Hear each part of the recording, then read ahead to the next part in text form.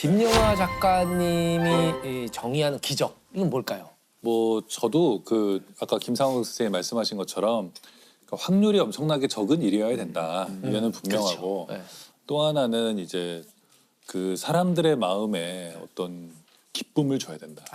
확률이 적은 일이라고 해서 사람들이 다 와 기적이야 이러진 않잖아요. 기쁨, 또 인류에 대한 희망, 뭐 이런 것들을 줄 때 우리가 굉장히 기적이라고 기리고 그러잖아요. 그래서 제가 처음에 그 얘기를 딱 들었을 때 드는 생각이 들었던 인물은 그 어니스트 셰클턴이에요.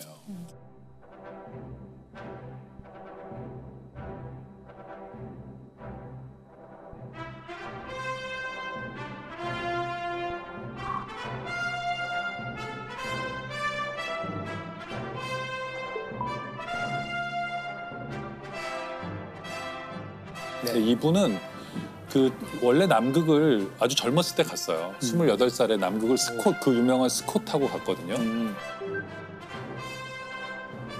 근데 갔는데 실패하고 돌아왔죠.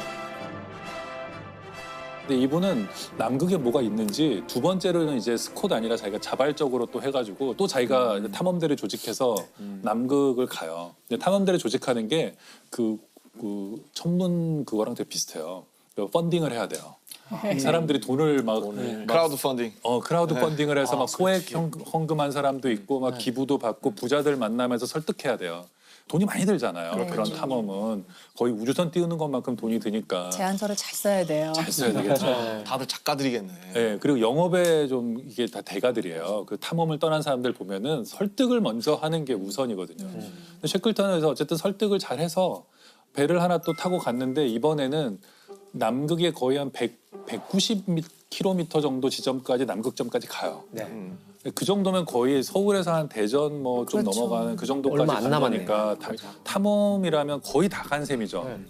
근데 셰클턴은 안 되겠다 돌아가요. 왜냐하면 식량이 떨어지고 그래가지고 돌아와서 눈물을 머금고 돌아오거든요. 돌아오는데 스콧 경은 그 다음에 이 사람 다음에 가요. 네. 그 스콧 경도 역시 그 남극에서 노렸잖아요. 근데 스콧은 남극에 못 간 줄 아는 분들이 많이 계세요. 스콧은 남극에 가긴 갔어요. 네. 또 스콧이 왜 사람들이 이렇게 비극적이라고 생각하냐면 남극에 갔더니 방금 전에 다녀가신 분이 계신 거예요.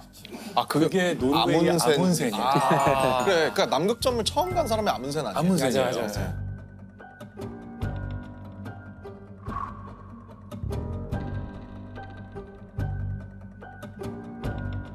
노르웨이한테 지다니 탐험하면 영국인데 그렇게 생각했기 때문에 또 달 탐사를 하듯이 박차를 가해서 우리 셰클턴은 그래서 뭐 이미 아문센이 정복을 했기 때문에 목표를 이제 또 펀딩을 받아야 되니까 또 가야 되니까. 우리는 횡단을 한다 이렇게 얘기했어요. 횡단. 갔다 가서 오는 게 오는 게 아니고. 아니라 한번 같은 건너버리겠다. 곳, 질러서 그냥 횡단을 하겠다. 그리고 원대한 목표를 이제 세웠고 이제 그런 경쟁해야죠. 명분으로 셰클턴이 또 펀딩을 해서 세 번째로 배를 타고 가요. 이 투자자들의 마음은 어땠을지가 대단히 궁금한데요. 이쯤 되면. 투자자들은 성공할 거라고 생각했죠. 셰클턴은 벌써 경험이 풍부하고 가서 살아온 사람이 드물기 때문에 저격이라고 생각했을 거예요. 그래서 공고를 냈는데 5,000명 정도가 가겠다 그래요.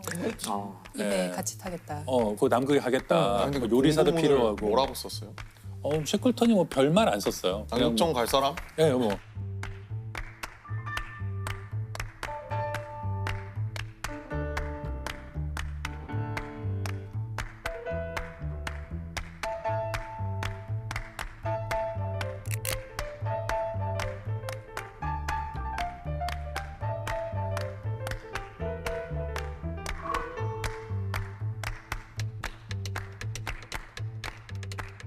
세 번째 탐험을 떠나는데 뭐가 문제였냐면은 그 부빙이라고 하는 거, 그러니까 얼음덩이들이 떠댕기잖아요.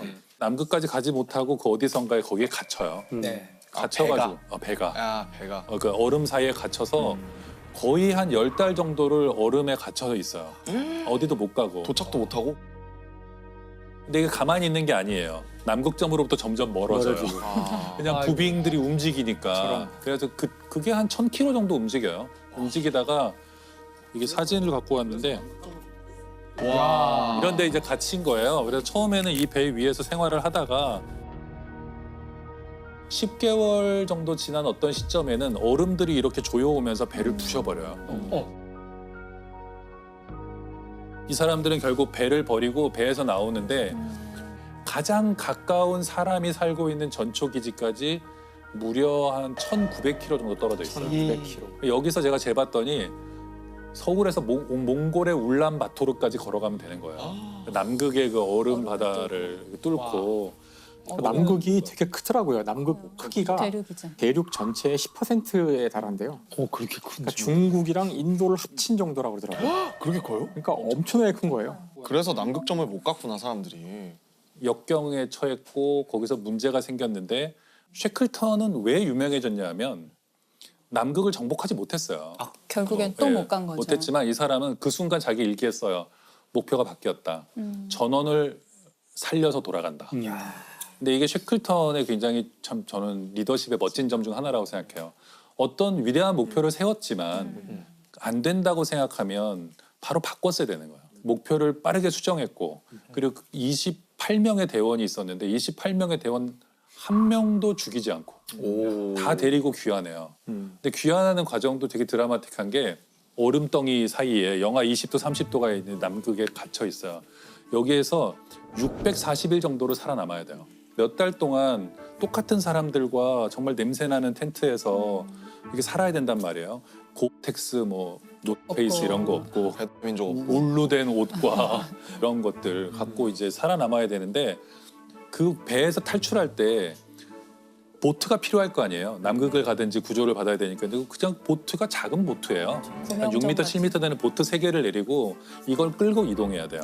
그 대원들이 20 몇 명이 이걸 끌고 캠프에 짐과 이런 걸 가져가야 되거든요. 무거우면 안 되잖아요. 그렇죠. 무거우면 사람들이 지치고 화가 나니까.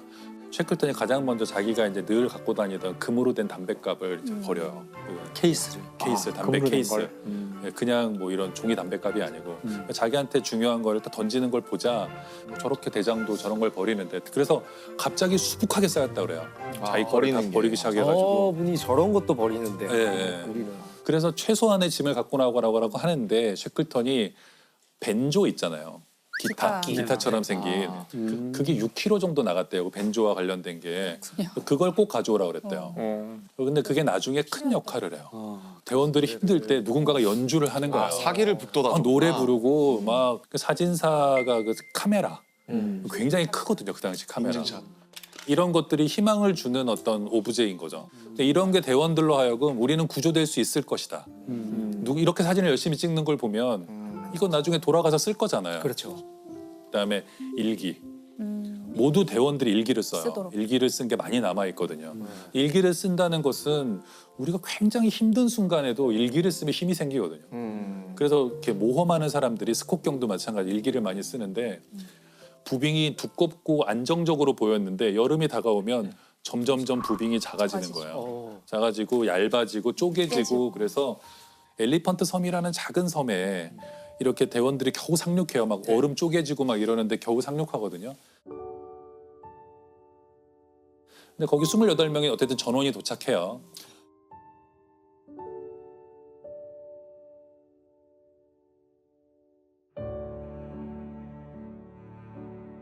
물론 자기가 가요. 네. 내가 가겠다 하고 6명의 이제 말하자면 결사대를 뽑죠.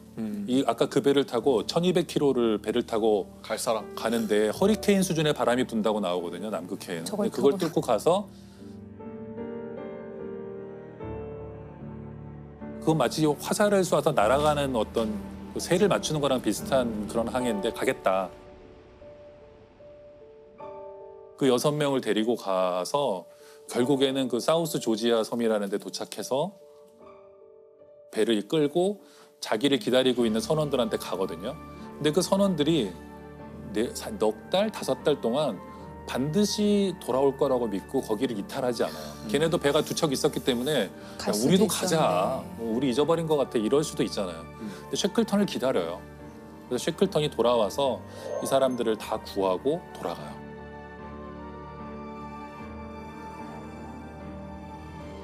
소설로 써도 안 믿을 내용이네요. 예, 예. 너무 비현실적이라고 생각할 정도로 이런 게 이제 기적이죠. 그런 리더십 때문에 셰클턴이 다시 재평가가 되는 그렇죠. 거겠죠. 그런 면이 있죠. 굉장히 솔선수범하는 면도 좋고 윤리적이었다는 거. 굉장히 그 셰클턴에 관한 모든 기록들이 깨끗하구나. 굉장히 깨끗하고 언제나 자기보다 이제 대원들의 안전 같은 것들을 이렇게 우선시하는 그런 것은 뭐 분명하고요. 저는 이제 거기에 또 하나가 있다면 대원 하나하나가 다르다는 것을 알고 그 대원 성향을. 하나하나의 성격을 열심히 관찰하고 쟤는 ENFP다. 뭐 그런 식으로 그리고 얘는 약간 좀 불화를 일으킬 것 같다. 좀 잘난 척이 심하다. 자기 텐트에서 재웠어요. 다른 대원들에게 불화를 일으키지 못하도록. 그럴 수 있으니까. 또 얘는 별로 할 게 없네 그러면은 뭐라도 일을 맡겨줘서 할 일을 만들어주고 그냥 무조건 나쁜 사람은 없잖아요. 그렇죠. 상황에 안 맞는 사람도 있는 것이고 지금 당장 뭐가 불만인 것도 있을 것이고 이제 셰클턴은 그거 하나하나를 다 이제 만족시키거나 아니면 그에 맞는 자리를 주려고 노력했고 또 하나 이제 제가 아까도 잠깐 말씀드렸지만 저는 문화 예술의 중요성 이런 걸 알았던 사람이라고 생각해요. 탐험가로는 벤조, 드물게. 글쓰기. 네, 그리고 네. 놀이. 왜 예술을 언제 했었냐면 사람들이 이거 탐험을 했다 그러면 맨날 이렇게 뭐 끌고 가는 것 같잖아요. 간 날이 며칠 없어요. 견디는구나. 견디는 거예요. 좋은 날이 오기를 기다리고 이럴 때 이걸 견디게 해준 게 이제 예술이고 그러니까 굉장히 힘든 상황이지만 연주하고 축구 경기 열고 그리고 뭐 음악 감상회 같은 걸 열어요. 축음기를 하나 또 갖고 갔거든요. 예, 크리스마스든 뭐든 억지로 막 기념일 같은 거를 다 찾아서 만들어요. 그리고 표류한 지 1년째 되는 날도 기념해요. 우리 기념일. 좋은 날 아니잖아요. 조난 기념일. 네, 이런 거. 야, 우리 드디어 표류한 지 1년 됐다. 또 먹자 이래가지고는 그런데 그 먹다 보면 그런 생각이 들잖아요. 어쨌든 1년 동안 살아남았잖아요. 그렇지. 그러면 순간적으로 기분이 좋아지잖아요. 대원들이 일체감을 느끼고.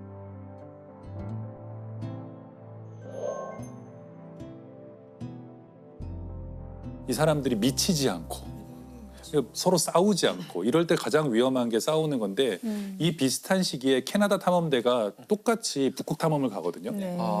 여기는 일단 똑같이 그 부빙 속의 좌초예요. 근데 제일 먼저 리더가 이탈해요. 갇힌 지 얼마 되지도 난 않았는데 살겠다. 내가 구조대를 데리고 오겠다 그러면서 자기가 이탈하거든요. 근데 이 사람은 이탈해서 사라져버려요. 리더가 제일 먼저 이탈하자 남아있는 선원들끼리 서로 불신해요. 서로 파벌이 나눠지면서 반목하고 싸우고 죽이고 이래서 거기는 결말이 좀 끔찍했어요. 이걸 보면 셰클턴 같은 리더가 얼마나 중요한가. 그러니까 신뢰를 주기도 하지만 놀게도 해줬잖아요.